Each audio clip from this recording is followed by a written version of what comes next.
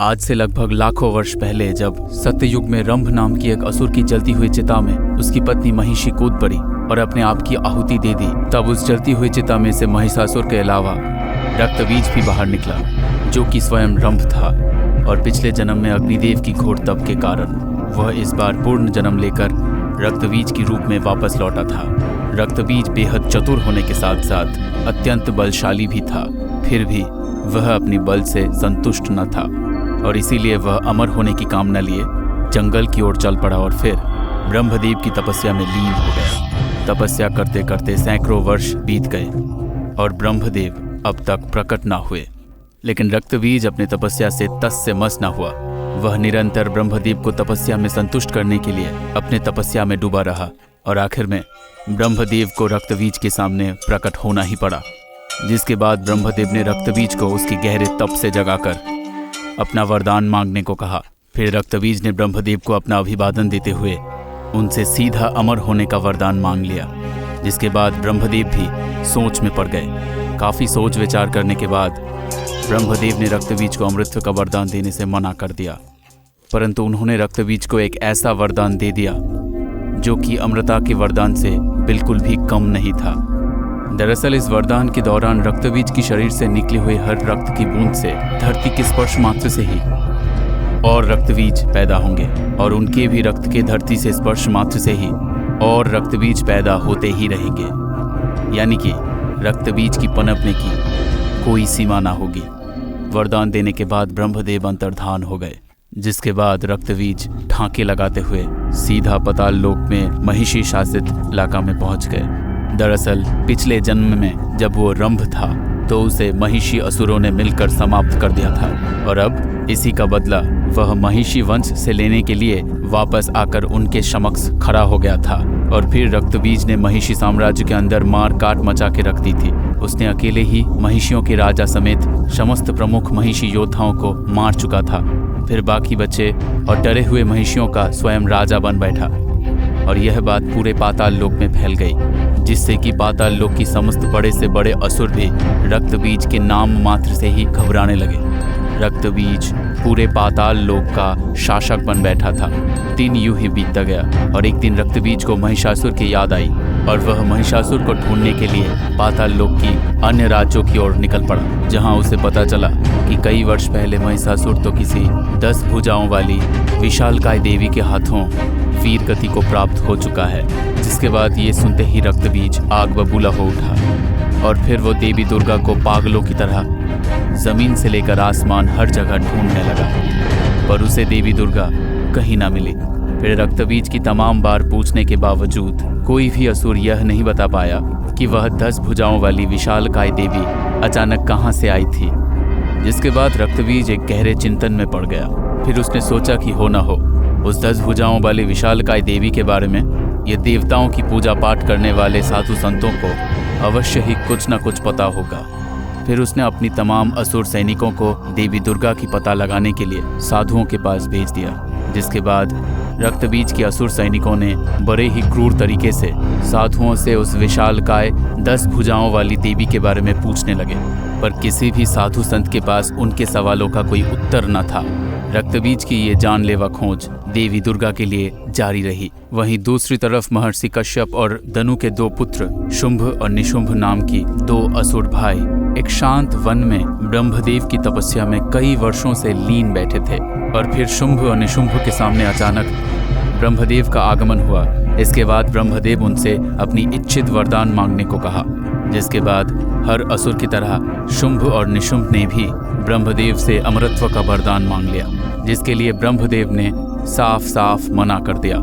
दरअसल शुंभ और निशुंभ दोनों भाई स्त्रियों के प्रति काफी आकर्षित थे और वे स्त्रियों को सिर्फ और सिर्फ संभोग की वस्त्र मात्र ही मानते थे और इसीलिए ब्रह्मदेव ने इन दोनों भाइयों को लगभग महिषासुर जैसा ही वरदान दे दिया, जिसके दौरान शुंभ और निशुंभ का वध सिर्फ एक महाशक्तिशाली स्त्री के हाथों ही संभव था। और इसी बीच इंद्रदेव ने शुंभ और निशुंभ के बड़े भाई नमुच्च को अपनी निजी मतभेद के कारण मौत का घाट उतार दिया, जिसके कुछ वर्षों के बाद जब शुंभ और निशुंभ पाताल लोक अपने राज्य में लौटे और अपने बड़े भाई नमुच्च की मौत की खबर सुनी तो उनके क्रोध का ठिकाना न रहा जिसके बाद उन्होंने स्वर्गलोक पर आक्रमण करने की ठान ली।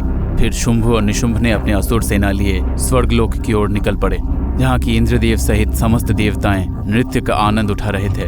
फिर अचानक स्वर्ग में शुंभ और निशुंभ समेत तमाम असुरों का आगमन शुरू हो गया, जिसके बाद देवता असुरों की इतनी सेना को देख अचंभे में पड़ गया और देवता भी असुरों के समक्ष युद्ध के लिए डटकर खड़े हो गए। पर इससे पहले कि युद्ध का बिगुल बजता, निशुंभ ने अपना नियंत्रण खो दिया और अकेले ही इंद्रदेव के ऊपर टूट पड़ा, जिसके बाद इंद्रदेव और निशुंभ के बीच एक घमासान युद्ध प्रारंभ हो गया। दोनों एक दूसरे को बराबरी के टक्कर दे रहे थे। साथ ही देवताओं और शुंभ समेत असुरों की सेना अपनी प्रतिद्वंदी के जीतने का इंतजार कर रहे थे। काफी समय तक शक्ति युद्ध और मल्ल युद्ध चलने के बाद इंद्रदेव ने आखिरकार निशुंभ को वही धूल चटा दी, जिसके बाद शुंभ और निशुंभ समेत पूरी असुर सेना का आत्मविश्वास युद्ध से पहले ही डगमगा गया।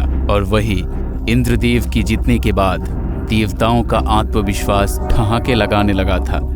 फिर युद्ध का बिगुल बजा और देवताओं के साथ असुरों का युद्ध प्रारंभ हो गया।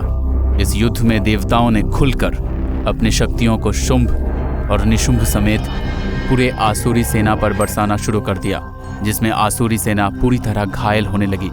जिसके बाद शुंभ और निशुंभ ने भी अपने वरदानी ताकतों का इस्तेमाल करना शुरू कर दिया, जिसका देवताओं पे कुछ खास असर ना हुआ। यहाँ तक देवताओं ने असुरों के साथ उपहास करते हुए युद्ध करना शुरू कर दिए थे। शुंभ और निशुंभ समेत समस्त असुरी सेना देवताओं के सामने लाचार लग रहे थे। देवता यूं ही ठहाके लगाते रहे और असुर युद्ध को पूरी तरह हारने की कगार पर आ चुके थे कि अचानक हारे हुए असुरों के पीछे से एक जोरदार ठहाके लगाने की आवाज आने लगा, जिस पे सभी देवता मौन हो गए और कुछ देर के लिए सोच में पड़ गए। जिसके बाद आगमन हुआ रक्तबीज का, जो कि ठहाके लगाता हुआ हारे हुए तमाम असुरों के अंदर एक उम्मीद जगाता हुआ आगे बढ़ता चला आया और देवताओं के समक्ष आ खड़ा हुआ। उसके मात्र ठहाके लगाने से ही समग्र इंद्रासन कांपने लगा। साथ ही उसे देख इंद्रदेव सहित समस्त देवताओं भी थर थर कांपने लगे थे। दरअसल रक्तबीज उस समय स्वर्गलोक पिछले जन्म में इंद्रदेव के हाथों मारे गए अपने भाई क्रंभ का बदला लेने आया था। फिर इंद्रदेव ने कुबेर को एक संकट संकेत भेजा, जिसके कुछ क्षण के अंदर ही कुबेर अपने तमाम यक्षों के साथ स्वर्गलोक में प्रकट हुए और फिर सभी देवताओं ने मिलकर रक्तबीज और शुंभ निशुंभ समेत सभी असुरों पे अपनी पूरी क्षमता के साथ टूट पड़े। जिसके बाद एक भयंकर युद्ध प्रारंभ हो गया। इस युद्ध में देवता और असुर दोनों ही बराबरी उत्साह के साथ युद्ध कर रहे थे। यहाँ शुंभ और निशुंभ ने तो देवताओं को इस बार कांटे की टक्कर दे ही रहे थे और वहीं रक्तबीज अकेले ही बड़ी तेजी से पूरे यक्षों का नामो निशान मिटाए जा रहा था। युद्ध यूं ही कुछ समय तक चलता रहा, पर कुछ समय के बाद देवताओं के सभी यक्ष सेना समाप्त हो चुके थे और अब इस युद्ध में असुरों का पलड़ा पूरी तरह भारी हो चुका था। जिसके बाद रक्तबीज समेत शुंभ और निशुंभ एक साथ सभी देवताओं के ऊपर टूट पड़े, जिनके भय से इंद्रदेव और कुबेर समेत सभी देवता स्वर्ग से अंतर्धान हो गए। जिसके बाद शुंभ और निशुंभ रक्तबीज के दम पर स्वर्ग को पूरी तरह जीत चुके थे और वे रक्तबीज से काफी प्रभावित भी हुए। जिसके बाद शुंभ और निशुंभ ने रक्तबीज के समक्ष अपने सेनापति बनने का प्रस्ताव रखा और साथ ही उसके हर कार्य में बराबरी के सहयोग देने का वादा भी किया। जिसके बाद रक्तबीज ने उनके प्रस्ताव को स्वीकार कर लिया। साथ ही शुंभ और निशुंभ ने अपने दो बेहद शक्तिशाली और प्रमुख दो असुर भाई चंड और मुंड को देवताओं की खोज में उनके पीछे लगा दिया और यहाँ देवता पूरे ब्रह्मांड की नजरों से छिपछिपाते हुए पृथ्वी में स्थित कैलाश पहुंच गए और महादेव के समक्ष त्राहिमाम का गुहार लगाने लगे। पर उस समय महादेव अपने गहरे ध्यान में लीन थे। काफी समय तक त्राहिमाम का गुहार लगाने के बावजूद महादेव तो अपने ध्यान में ही लीन रहे, परंतु देवी पार्वती अपने गुफा से निकलकर बाहर आए और देवी पार्वती ने देवताओं से अपने त्राहिमाम का कारण पूछा। जिसके बाद सारे देवता उन्हें सारी बात बताने लगे कि तभी वहां देवताओं को ढूंढते हुए दोनों असुर भाई चंड और मुंड भी कैलाश पहुंच गए और चुपके से देवताओं की सारी बातें सुनने लगे कि तभी चंड और मुंड का ध्यान देवी पार्वती की ओर गया और उनकी आंखें वहीं फटी की फटी रह गई। उन्होंने आज तक ऐसी सुंदर स्त्री कहीं न देखी थी। उनका पूरा ध्यान देवताओं से हटकर सिर्फ देवी पार्वती की ओर केंद्रित हो गया उनसे रहा न गया और फिर वे कैलाश से भागते हुए स्वर्गलोक अपने स्वामी शुंभ और निशुंभ के समक्ष जा पहुंचे और उनके समक्ष देवी पार्वती की सुंदरता की व्याख्या करने लगे। इतना सुन शुंभ और निशुंभ ने देवी पार्वती को स्वर्ग की रानी बनाने की ख्वाब देखने लगे, जिसके बाद उन्होंने चंड और मुंड को देवी पार्वती के समक्ष शुंभ और निशुंभ से विवाह कर स्वर्ग की रानी बनने का प्रस्ताव ले जाने को कहा। साथ ही यदि देवी पार्वती उनके प्रस्ताव को ठुकरा दें तो उन्हें बलपूर्वक स्वर्ग लाने का जिम्मा भी सौंपा। और इसके लिए शुंभ और निशुंभ ने कैलाश पे देवताओं की स्थिति को ध्यान में रखते हुए चंड और मुंड को लगभग 1 लाख असुर सेना के साथ कैलाश के लिए रवाना कर दिया।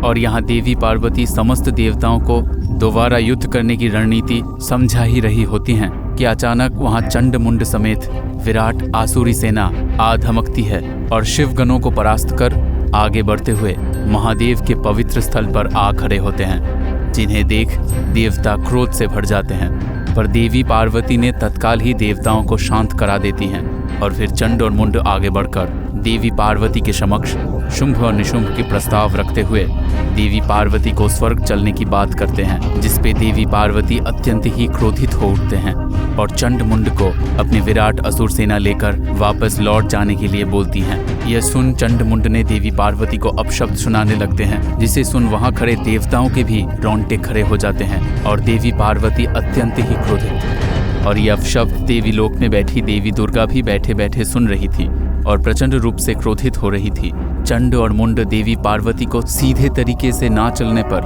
केश पकड़कर घसीट के ले जाने की बात करने लगे, जिसके बाद देवी दुर्गा से अपने अवतार देवी पार्वती का यह अपमान सह नहीं गया और फिर देवी दुर्गा ने कैलाश पर ध्यान में बैठे महादेव को एक दिव्य संकेत भेजा और दूसरा दिव्य संकेत देवी पार्वती को भेजा, जिसके द्वारा देवी दुर्गा ने देवी पार्वती के एक अंश को महादेव की गले में प्रवेश करवाया, जो कि महादेव की गले में स्थित विष से भर उठा। फिर वही विष से भरा अंश वापस देवी पार्वती में समाहित हो गया और यह होता हुआ सिर्फ देवी दुर्गा, देवी पार्वती और महादेव के अलावा और कोई ना देख ना जान पाया।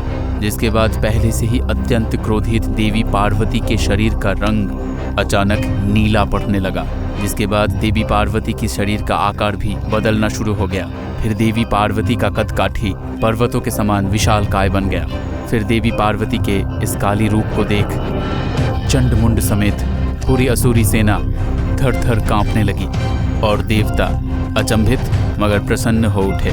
जिसके बाद देवी काली ने एक जोरदार गर्जना भरी और उनके गर्जना मात्र से ही चंड मुंड समेत समस्त असुर सेना बहरे होने के साथ साथ हवा में झटके खाकर दूर जा गिरे। फिर देवी काली ने अपने दोनों हाथों में दिव्य तलवार प्रकट कर लाखों असुरों के ऊपर टूट पड़ी।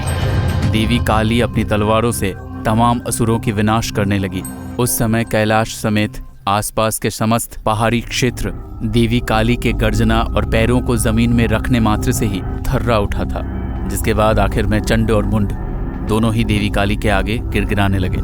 पर प्रचंड क्रोधित देवी काली ने अपने तलवार की एक ही वार से चंड और मुंड के सिर धड़ से अलग कर दिया। इसी बीच कुछ बचे कुचे असुर बेहद भयभीत अवस्था में कैलाश से अपने जान बचाकर भागते हुए स्वर्ग शुंभ और निशुंभ के पास चले आए और उन्हें सारी बात बताने लगे।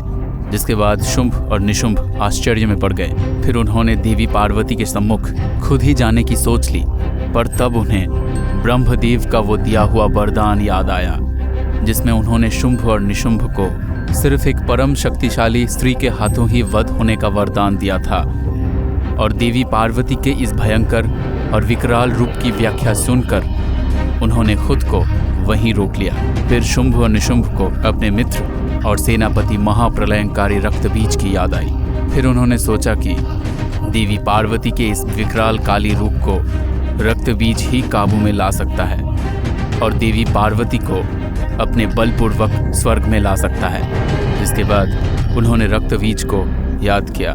फिर कुछ क्षण के बाद रक्तबीज शुंभ और निशुंभ के सामने प्रकट हुआ और उसे स्वर्ग बुलाने का कारण पूछा। जिसके बाद शुंभ और निशुंभ ने रक्तबीज को सारी बात बताई और रक्तबीज के सम्मुख प्रचंड क्रोधित देवी पार्वती को काबू में लाकर स्वर्गलोक तक लेकर आने का प्रस्ताव रखा। जिसके बाद देवी पार्वती की इस भयंकर और विकराल काली रूप की व्याख्या सुनकर रक्तबीज को देवी पार्वती पर संदेह हुआ और उसने सोचा कि उसकी शायद वर्षों की तलाश यही खत्म हुई। इसके बाद रक्तबीज शुंभ और निशुंभ की इस प्रस्ताव को आसानी से स्वीकार किया और निकल पड़ा कैलाश की ओर।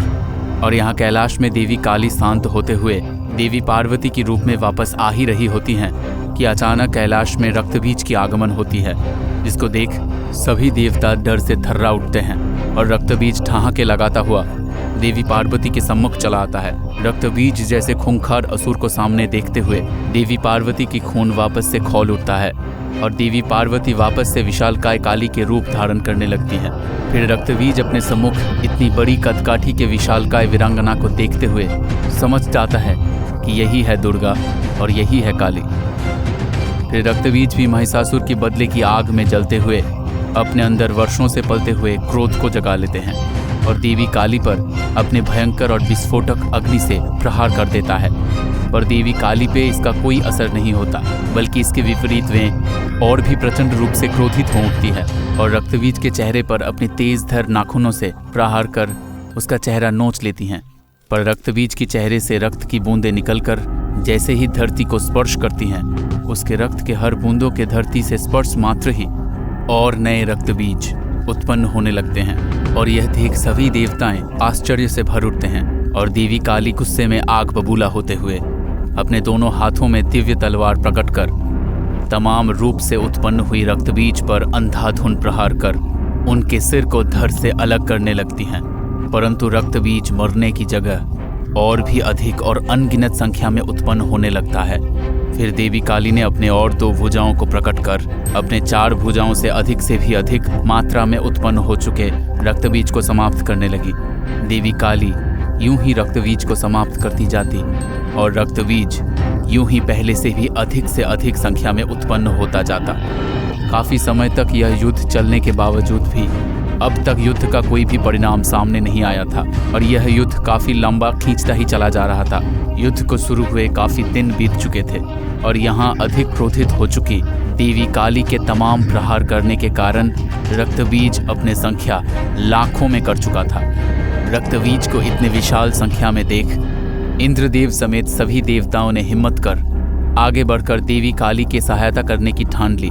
पर जैसे ही देवताओं ने युद्ध के लिए अपने कदम आगे बढ़ाया, देवी काली ने पलटकर सभी देवताओं को इस युद्ध में हस्तक्षेप न करने की चेतावनी दे डाली। इतना सुनते ही सभी देवता देवी काली के डर से सहम गए और सिर्फ इस युद्ध का भयंकर मंजर ही देखते गए। और यहाँ लाखों रक्तबीज अपने हाथों में तलवार प्रकट कर देवी काली को चारों ओर से घिरने लगे कि तभी देवी काली को देवी दुर्गा की संकेत मिला, जिसमें देवी दुर्गा ने देवी काली को रक्तबीज पर हमला ना करने की सलाह दी और तमाम रक्तबीज को एक साथ एक बार में समाप्त करने की उपाय सुझाया। जिसके बाद लाखों रक्तबीज एक साथ अपने हाथों तलवार लेकर देवी काली पर आक्रमण कर दिया और देवी काली अपने तलवारों से तमाम रक्तबीजों के हर वार को रोकती रही। फिर इतने प्रहारों के बीच देवी काली ने जोरदार गर्जना करती हुई अपना आकार और भी विशालकाय बनाती गई और यह गर्जना इतना तेज और प्रभावी था कि इसकी झटके से तमाम रक्तबीज असंतुलित होकर हवा में यहाँ वहाँ जाकर गिरने लगे। जिसके बाद देवी काली ने अपनी रूप महाविशालकाय और महाप्रलयंकारी बना लिया। फिर उन्होंने अपनी शक्तियों को एकत्रित कर सिर्फ तमाम रक्तबीजों को ही जोरदार सांसें भरते हुए अपने मुंह के अंदर खींचने लगी और तमाम रक्तबीजों को कच्चा चबाने लगी। उन्हें कच्चा चबाते हुए उनके रक्त को घूंट घूंट पीने लगी और काफ़ी समय तक देवी काली लगातार ऐसा ही करती रही। जिसके बाद धरती में मौजूद तमाम रक्तबीज अब पूरी तरह देवी काली के द्वारा खत्म हो गए थे। जिसके बाद तमाम देवी देवता समेत गंधर्व और यक्ष बेहद प्रसन्न हुए और देवी काली पर फूलों के बारिश करने लगे।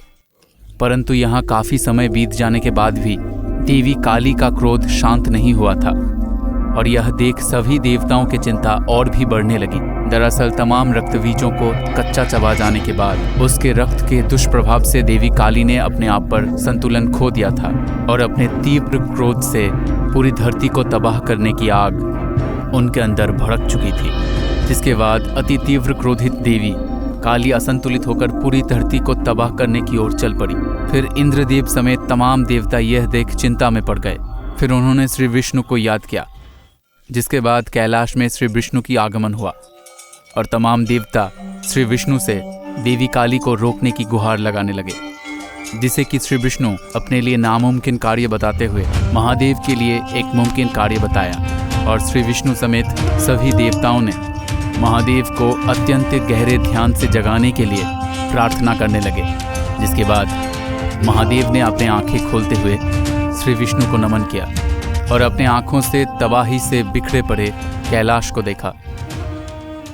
फिर सभी देवताओं ने महादेव को सारी बात बताई, जिसके बाद महादेव की नज़र काफ़ी दूर तक पहुंच चुकी विशालकाय देवी काली पर गया।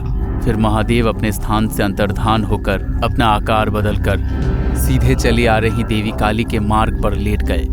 जिसके बाद प्रचंड क्रोधित अवस्था में चलते चलते अचानक देवी काली के पांव मार्ग पर लेटे महादेव की छाती पर पड़ गया।